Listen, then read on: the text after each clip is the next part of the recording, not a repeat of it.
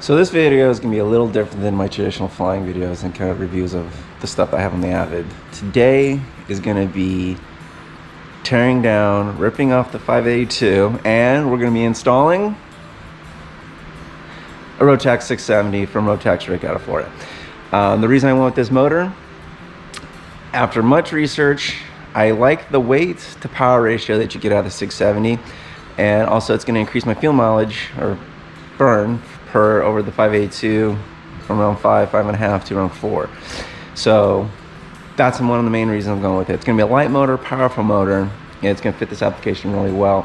The Avids have a pretty good useful load. I know a lot better than a 120. One of the main reasons I went with the Avid is you can actually fit some people and gear in it. And I want to try to keep that window of weight that I have in there the closest I can to it. And the Rotax 670 I think only adds 10 pounds, maybe 15 pounds. That's with the new radiator that I'm gonna have to install in it. So that was what I came out here today to do and film that for you. And as soon as I walk out, the plane looks a little funny to me. See if you can notice what I'm talking about. Flat tire. So I don't know, might be a sign, but we're gonna crack into this, start turning it off, and we'll film also the installation, run-ups, all that good stuff, get the numbers down for you guys. So anyone who else is thinking about going with the 670 versus, you know, your beautiful Jabiroos, your D motors, half VWs, Subaru engines, anything along those lines, you can kind of see what the 670 is doing. And another main reason about the 670, the cost. I'm not the richest pilot in the world, so main reason I fly an Avid. Great entry price point, but the 670 for the price is really good. I know if you were to do the math on it and break down 300-hour TVO versus a 2,000-hour TVO, so every 300 hours I'm going to be spending probably around 2,500 bucks to have that motor rebuilt, versus, you know, having to do it every 2,000 hours for these Jabiroos and stuff along those lines, which are great motors. People who have them fly them, they love them. No hate on them. I decided to go with the 670, but if you break out the cost, it kind of is going to vary, maybe be a little more cost-wise longevity over the time of the motor. Might be more on the 670. Still want to go with the 670. The main reasons stated earlier.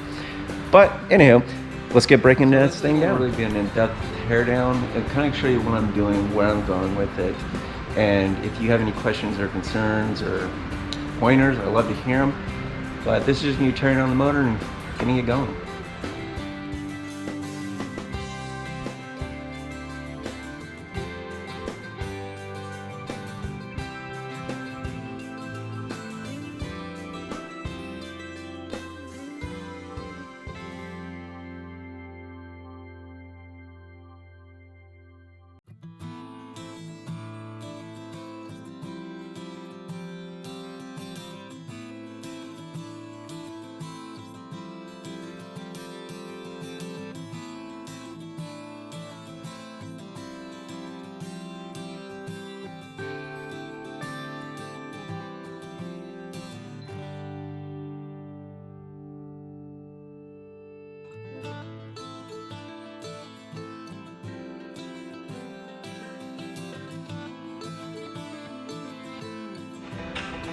Okay, the wheel is going to be free.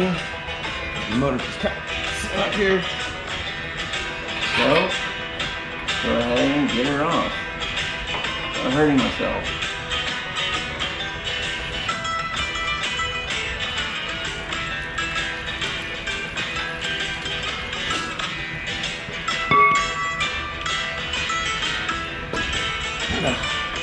You can see why I'm talking more of the technicality.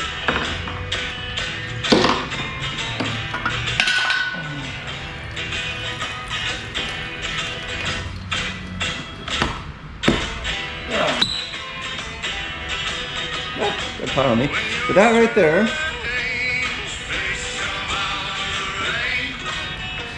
is a Rotax 582.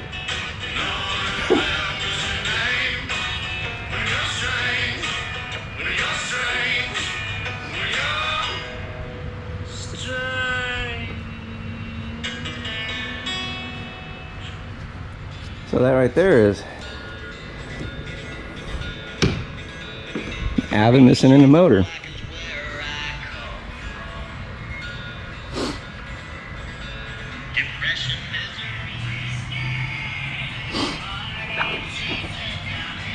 So this is your Rotex 582.